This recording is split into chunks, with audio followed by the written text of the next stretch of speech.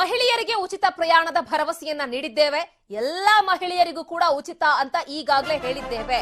ಸಾರಿಗೆ ಇಲಾಖೆಯ ಅಧಿಕಾರಿಗಳ ಸಭೆ ಆದ ಮೇಲೆ ರಾಮಲಿಂಗಾರೆಡ್ಡಿ ಅವರು ಕೊಟ್ಟಿರುವಂತಹ ಹೇಳಿಕೆ ಅಂದ್ರೆ ಎಲ್ಲಾ ಮಹಿಳೆಯರಿಗೂ ಕೂಡ ಉಚಿತ ಅಂತ ಹೇಳಿದ್ದೀವಿ, ಅದೇ ರೀತಿಯಲ್ಲಿ ನಡೆಯುತ್ತೆ ಅನ್ನೋ ವಿಚಾರವನ್ನ ಸಾರಿಗೆ ಸಚಿವ ರಾಮಲಿಂಗಾರೆಡ್ಡಿ ಅವರು ಇವತ್ತು ಇಲಾಖೆಯ ಅಧಿಕಾರಿಗಳ ಜೊತೆ ಸಭೆ ಆದ ಮೇಲೆ ಕೊಟ್ಟಿರುವಂತಹ ಹೇಳಿಕೆ ಇದು.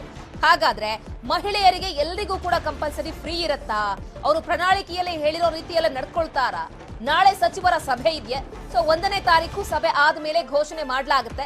ಮುಖ್ಯಮಂತ್ರಿಗಳೇ ಗ್ಯಾರಂಟಿಗಳ ಬಗ್ಗೆ ಘೋಷಣೆಯನ್ನ ಮಾಡ್ತಾರೆ ಅಂತ ಹೇಳಿ ರಾಮಲಿಂಗಾರೆಡ್ಡಿ ಅವರು ಈ ವಿಚಾರಕ್ಕೆ ಸಂಬಂಧಪಟ್ಟಾಗ ಒಂದು ಕ್ಲಾರಿಟಿ ಕೊಡುವಂತಹ ಕೆಲಸವನ್ನ ಮಾಡಿದ್ದಾರೆ. ಸಭೆ ಆದ ಮೇಲೆ ನೋಡೋಣ. ಮಹಿಳೆಯರು ಉಚಿತ ಅಂತ ನಮ್ಮ ಪಕ್ಷದ ಘೋಷಣೆ ನಾವು ಮಾಡಿದೀವಿ ಅಲ್ವಾ? ಇದಕ್ಕೆ ಎಷ್ಟು ಖರ್ಚು ವೆಚ್ಚ ಎಷ್ಟಾಗುತ್ತೆ ಅನ್ನೋದನ್ನ ಮುಖ್ಯಮಂತ್ರಿಗಳು ಕೇಳಿದ್ದಾರೆ.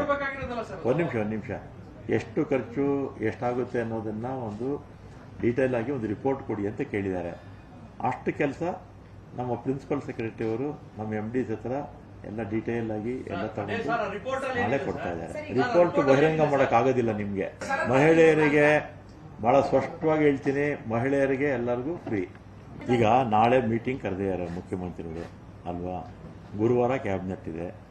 ಗುರುವಾರ ಕ್ಯಾಬಿನೆಟ್ಟಲ್ಲಿ ಏನು ತೀರ್ಮಾನ ತಗೊಳ್ತಾರೆ ಅದರ ಪ್ರಕಾರ ಆಗುತ್ತೆ. ಮುಖ್ಯಮಂತ್ರಿಗಳು ನಮ್ಗೆ ಎಷ್ಟು ಮಾಹಿತಿ ಕೇಳಿದ್ದಾರೆ, ಅದಕ್ಕೆ ನಮ್ಮ ಪ್ರಿನ್ಸಿಪಲ್ ಸೆಕ್ರೆಟರಿ ಅವರಿಗೆ ಅಷ್ಟು ಮಾಹಿತಿನ ನಾನು ಇರ್ತೀನಿ, ಅವರು ಕೊಡ್ತೀವಿ. ಉಳಿದಿದ್ದು ಕ್ಯಾಬಿನೆಟ್ ಮೀಟಿಂಗಲ್ಲಿ ಇರುತ್ತೆ, ತೀರ್ಮಾನ ಆಗುತ್ತೆ. ಒಟ್ಟಿನಲ್ಲಿ ಟೋಟಲ್ ಆಗಿ ಎಲ್ಲ ಮಹಿಳೆಯರಿಗೂ ಫ್ರೀ ಅಂತ ನಾವು ಹೇಳಿದ್ದೀವಿ, ಅದು ಆಗುತ್ತೆ ಅಲ್ವಾ? ಎಲ್ಲ ಮಹಿಳೆಯರಿಗೂ ಉಚಿತ ಅಂತ ನಮ್ಮ ಪಕ್ಷದ ಮನೆ ಬಗ್ಗೆ ಮತ್ತಷ್ಟು ಮಾಹಿತಿನ ಕೊಡ್ಲಿಕ್ಕೆ ನಮ್ಮ ಪ್ರತಿನಿಧಿ ಶರಣು ಹಂಪಿ ನೇರ ಸಂಪರ್ಕದಲ್ಲಿ ಜಾಯ್ನ್ ಆಗ್ತಾ ಇದ್ದಾರೆ. ಶರಣು ಹಂಪಿ, ಈ ಬಸ್ ನಲ್ಲಿ ಓಡಾಡೋ ಮಹಿಳೆಯರಿಗೆ ಎಲ್ರಿಗೂ ಕೂಡ ಫ್ರೀ ಅನ್ನೋ ಒಂದು ಗ್ಯಾರಂಟಿ ಏನಿದೆ, ಇವತ್ತು ರಾಮಲಿಂಗಾರೆಡ್ಡಿ ಅವರು ಅದಕ್ಕೆ ಕ್ಲಾರಿಟಿ ಕೊಟ್ರ ಅಂತ? ಅಂದ್ರೆ ಪ್ರತಿಯೊಬ್ಬ ಅದ್ ಎಂಥ ಮಹಿಳೆ ಇದ್ರೂ ಕೂಡ ಅವ್ರಿಗೆಲ್ರಿಗೂ ಕೂಡ ಬಸ್ ನಲ್ಲಿ ಎಲ್ಲಿಂದ ಎಲ್ಲಿಗೆ ಬೇಕಾದ್ರೂ ಓಡಾಡ್ಲಿಕ್ಕೆ ಫ್ರೀ ಅನ್ನೋ ಒಂದು ವಿಚಾರವನ್ನ ಹೇಳಿದ್ರ? ಏನ್ ಹೇಳಿದ್ರು ಮೀಟಿಂಗ್ ಆದ ಮೇಲೆ?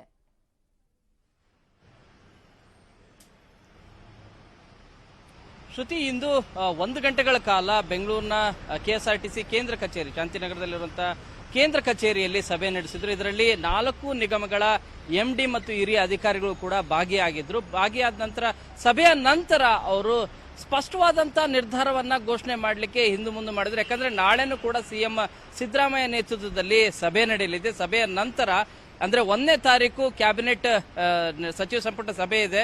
ಅದಾದ ನಂತರ ನಿರ್ಧಾರವನ್ನ ಕೈಗೊಳ್ತೇವೆ ಮತ್ತು CM ಸಿದ್ದರಾಮಯ್ಯ ಅವರು ಈ ಬಗ್ಗೆ ಸಂಪೂರ್ಣವಾದಂತಹ ಮಾಹಿತಿಯನ್ನ ಕೊಡ್ತಾರೆ ಅಂತ ಹೇಳಿದ್ರು. ಆದ್ರೆ ಒಂದಷ್ಟು ಮಾಹಿತಿಗಳನ್ನ ಕೊಟ್ಟಿದ್ದಾರೆ. ಇದರಲ್ಲಿ ಕಾಂಗ್ರೆಸ್ ಪಕ್ಷ ಪ್ರಣಾಳಿಕೆಯಲ್ಲಿ 5 ಗ್ಯಾರಂಟಿಗಳನ್ನ ಘೋಷಣೆ ಮಾಡಿತ್ತು. ಆ 5 ಗ್ಯಾರಂಟಿ ಘೋಷಣೆಗಳಲ್ಲಿ ಇದು ಕೂಡ ಒಂದು ಶಕ್ತಿ ಯೋಜನೆ. ಯಾಕಂದ್ರೆ ಮಹಿಳೆಯರಿಗೆ ರಾಜ್ಯಾದ್ಯಂತ ಎಲ್ಲಾದ್ರೂ ಅವರು ಉಚಿತವಾಗಿ ಪ್ರಯಾಣ ಮಾಡಬಹುದು ಅಂತ ಹೇಳಿ ಅದೇ ರೀತಿಯಾಗಿ ಪ್ರಣಾಳಿಕೆಯಲ್ಲಿ ಯಾವ ರೀತಿ ಹೇಳಿದ್ವಿ ಅದೇ ರೀತಿಯಾದಂತ ಭರವಸೆಯನ್ನ ನಾವು ಘೋಷಣೆಯನ್ನ ಮಾಡಿದೀವಿ. ಆ ಘೋಷಣೆ ಈಡೇರಿಸ್ತೇವೆ. ಇನ್ನು 2 ದಿನಗಳಲ್ಲಿ ಈ ಬಗ್ಗೆ ಸ್ಪಷ್ಟವಾದಂತ ನಿರ್ಧಾರವನ್ನ ಕೈಗೊಳ್ತೇವೆ ಅಂತ ಹೇಳಿ ಈ ಬಗ್ಗೆ ನ್ಯೂಸ್ 18 ಕೂಡ ಸಾರಿಗೆ ಸಚಿವರನ್ನ ಮಾತಾಡಿದಾಗ ಪ್ರಶ್ನೆ ಮಾಡಿದ್ವಿ, ಯಾವ್ದಾದ್ರೂ ಕಂಡೀಷನ್ಸ್ ಏನಾದ್ರೂ ಹಾಕ್ತೀರಾ, ಮಾನದಂಡಗಳನ್ನ ಏನಾದ್ರೂ ಇದೆಯಾ ಅನ್ನೋದ್ರ ಬಗ್ಗೆ ಸ್ಪಷ್ಟವಾದಂತ ಮಾಹಿತಿಯನ್ನ ಕೊಡ್ತಾ ಇಲ್ಲ. ಆದ್ರೆ ಪರೋಕ್ಷವಾಗಿ ಹೇಳ್ತಾ ಇರೋದು, ನಾವು ಪ್ರಣಾಳಿಕೆಯಲ್ಲಿ ಏನ್ ಮಾಹಿತಿ ಕೊಟ್ಟಿದ್ವಿ, ಎಲ್ಲ ಮಹಿಳೆಯರಿಗೂ ಕೂಡ APL ಇರ್ಬೋದು, BPL ಕಾರ್ಡ್ ಇರ್ಬೋದು, ಎಲ್ಲ ಮಹಿಳೆಯರಿಗೂ ಕೂಡ ಉಚಿತ ಬಸ್ ಸೇವೆಯನ್ನ ಕೊಡ್ತೇವೆ. ಅದಕ್ಕೆ ಯಾವುದೇ ರೀತಿಯಾದಂತಹ ರಿಸ್ಟ್ರಿಕ್ಷನ್ಸ್ ಇರೋದಿಲ್ಲ ಅನ್ನೋದನ್ನ ಪರೋಕ್ಷವಾಗಿ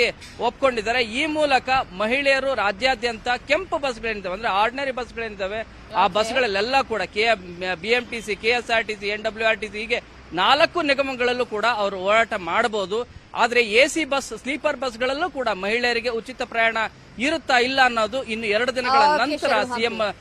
ಥ್ಯಾಂಕ್ ಯು ತಮ್ಮೆಲ್ಲ ಕಂಪ್ಲೀಟ್ ಮಾಹಿತಿಗೆ. ಚುನಾವಣೆಗೂ ಮುನ್ನ ಎಲ್ಲ ಫ್ರೀ ಅಂತ ಹೇಳಿದ್ದಂತಹ ಕಾಂಗ್ರೆಸ್ ನಾಯಕರು ಕರೆಂಟ್ ನನಗೂ ಫ್ರೀ ನಿನಗೂ ಫ್ರೀ ಅಂದಿದ್ರು ಸಿದ್ದರಾಮಯ್ಯ. DKಶಿ ಗ್ಯಾರಂಟಿ ಉಚಿತ ಖಚಿತ ನಿಶ್ಚಿತ ಅಂದಿದ್ರು. ಈಗ ಗ್ಯಾರಂಟಿ ಘೋಷಣೆ ಯಾವಾಗ ತಡ ಆಯ್ತೋ ನಾಯಕರ ಹಳೇ ಬೈಟ್ಸ್ ಗಳೆಲ್ಲ ಕೂಡ ಸಿಕ್ಕಾಪಟ್ಟೆ ವೈರಲ್ ಆಗ್ತಾ ಇವೆ.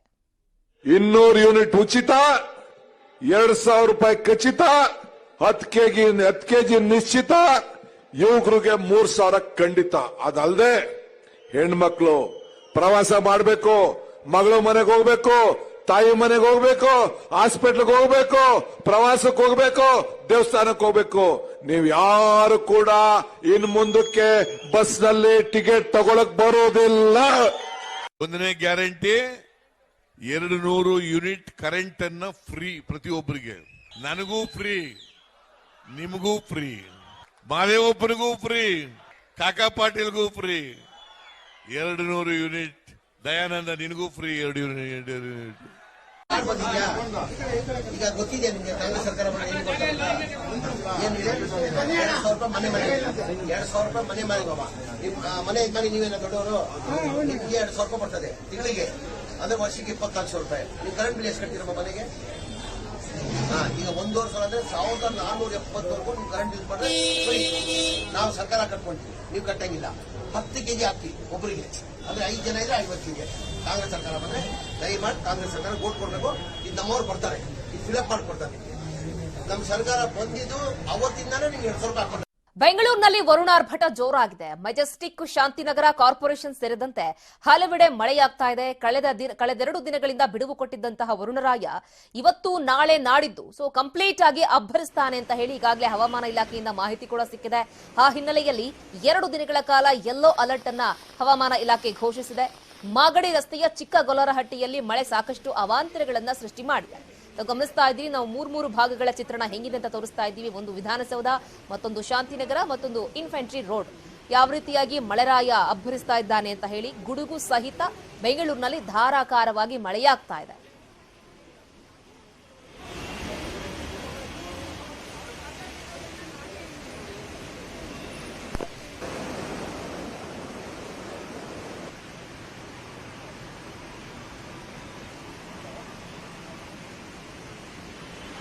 ನೋಡಿ, ಕಳೆದ 2 ದಿನಗಳಿಂದ ಗ್ಯಾಪ್ ಕೊಟ್ಟಿದ್ದಂತಹ ವರುಣರಾಯ ಇವತ್ತಿನಿಂದ ಮತ್ತೊಮ್ಮೆ ಅಬ್ಬರಿಸ್ತಾ ಇದ್ದಾನೆ. ಈಗಾಗಲೇ ಹವಾಮಾನ ಇಲಾಖೆ ಮುನ್ಸೂಚನೆಯನ್ನು ಕೊಡೋದ್ರ ಮುಖಾಂತರ ಯೆಲ್ಲೋ ಅಲರ್ಟ್ ಅನ್ನು ಕೂಡ ಘೋಷಣೆಯಾಗಿದೆ.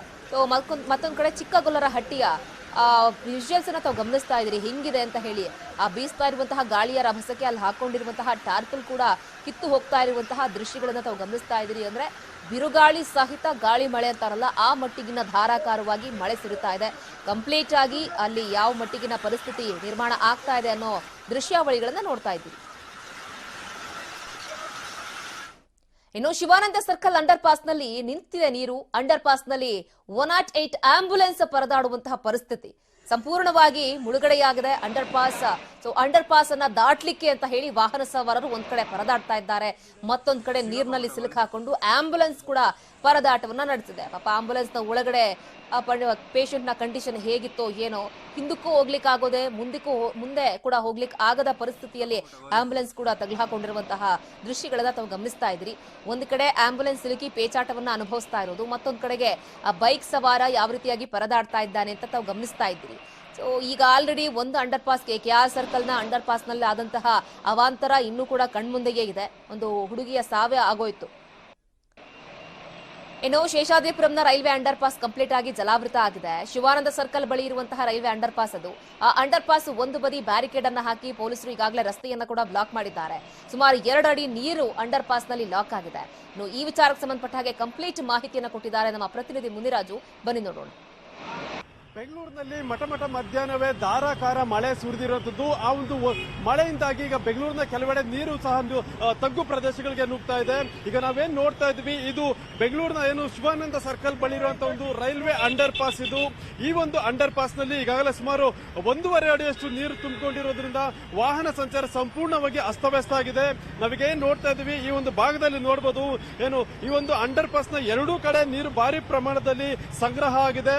ಏನು ಮೇಲ್ಭಾಗದಿಂದ ನೀರು ರಭಸವಾಗಿ ಹರ್ಕೊಂಡು ಬರ್ತಾ ಇರೋದ್ರಿಂದ ಈ ಒಂದು ಅಂಡರ್ ಪಾಸ್ ನಲ್ಲಿ ಸುಮಾರು 1.5 ಅಡಿಯಷ್ಟು ನೀರು ತುಂಬಿಕೊಂಡಿದ್ದರಿಂದ ವಾಹನ ಸವಾರರು ಮತ್ತೆ ದ್ವಿಚಕ್ರ ವಾಹನ ಸವಾರ ಏನಿದ್ರೆ ಅವರು ಸಂಪೂರ್ಣ ಅಸ್ತವ್ಯಸ್ತ ಪಡುವಂತ ಸಂದರ್ಭ ಇಲ್ಲಿ ಕಾಣ್ತಾ ಇರೋದು.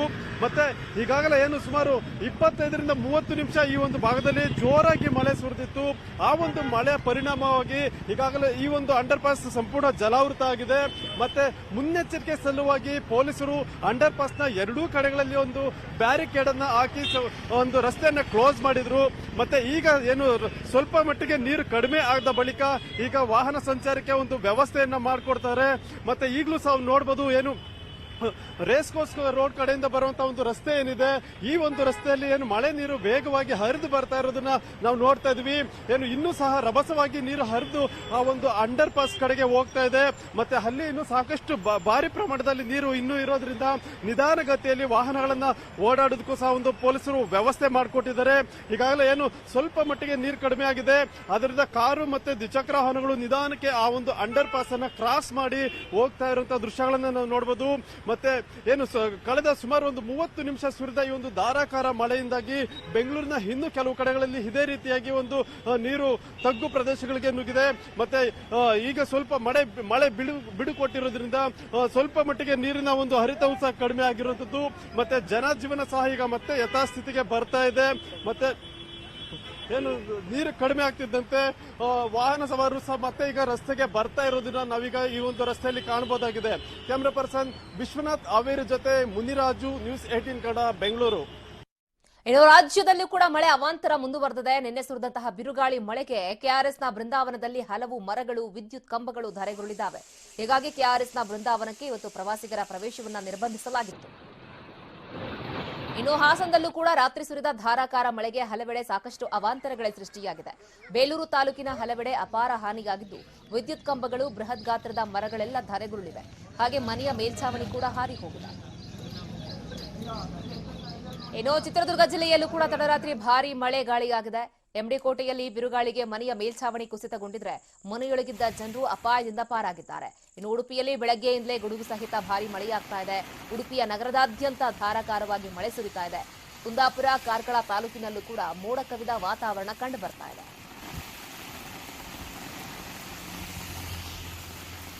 ಇನ್ನು ಶಿವಮೊಗ್ಗ ಜಿಲ್ಲೆಯ ಮಲೆನಾಡು ಭಾಗದಲ್ಲಂತೂ ಮಳೆ ಆರ್ಭಟಿಸ್ತಾ ಇದೆ. ನಿನ್ನೆ ಸುರಿದ ಭಾರೀ ಮಳೆಗೆ ಹಲವಾರು ಮರಗಳು ಧರೆಗುರುಳಿದೆ. ಹಲವು ಮನೆಗಳ ಮೇಲ್ಛಾವಣಿಗಳೇ ಹಾರು ಹೋಗಿದೆ. ಮಳೆ ಹಾನಿಗೆ ಒಳಗಾದ ಪ್ರದೇಶ ಹಾಗೆ ಮನೆಗಳಿಗೆ ಶಾಸಕ ಚನ್ನಬಸಪ್ಪ ಅವರು ಭೇಟಿ ಕೊಟ್ಟಿದ್ರು. ವಿನೋಬಾನಗರ, ಬೊಮ್ಮನಕಟ್ಟೆ, ಜೈಲ್ ರಸ್ತೆ ಭಾಗಕ್ಕೆ ಶಾಸಕರು ಭೇಟಿ ನೀಡಿ ಪರಿಶೀಲನೆಯನ್ನು ಕೂಡ ನಡೆಸಿದ್ರು. ಇನ್ನು ವಿಜಯನಗರ ಜಿಲ್ಲೆಯಲ್ಲಿ ಭಾರೀ ಮಳೆಯಿಂದಾಗಿ ದೊಡ್ಡ ಮಟ್ಟದ ಅವಾಂತರ ಸೃಷ್ಟಿಯಾಗಿದೆ. ಕೊಟ್ಟೂರು ಪಟ್ಟಣದ ಕೆರೆ ಸಮೀಪದ ಹಟ್ಟಿಯಲ್ಲಿ ಸಿಡಿಲಿಗೆ ರಾಜಪ್ಪ ಅನ್ನೋರಿಗೆ ಸೇರಿದ 6 ಕುರಿಗಳು ಬಲಿಯಾಗಿವೆ. ಇನ್ನು ಕೂಡ್ಲಿಗಿ ತಾಲೂಕಿನ ಖಾನಹೊಸಹಳ್ಳಿಯಲ್ಲಿ ಮಳೆಗಾಳಿಗೆ ಮರಗಳು ಧರೆಗುರುಳಿದ್ರೆ ಮರ ಬಿದ್ದ ಕಾರಣ ಶಾಲಾ ಕಾಂಪೌಂಡ್, ವಿದ್ಯುತ್ ಕಂಬಗಳು ಕೂಡ ಧರೆಗುರುಳಿವೆ. ಕುಲುಮೆಹಟ್ಟಿಯಲ್ಲಿ ಮನೆಯ ಮೇಲಿನ ಶೀಟ್ಗಳೇ ಹಾರಿ ಹೋಗಿವೆ. ಇನ್ನಷ್ಟು ವಿಚಾರಗಳ ಬಗ್ಗೆ ಮಾಹಿತಿಯನ್ನು ಕೊಡ್ತಾ ಹೋಗ್ತೀವಿ ಮತ್ತೊಂದು ಬ್ರೇಕ್ ಆದ್ಮೇಲೆ.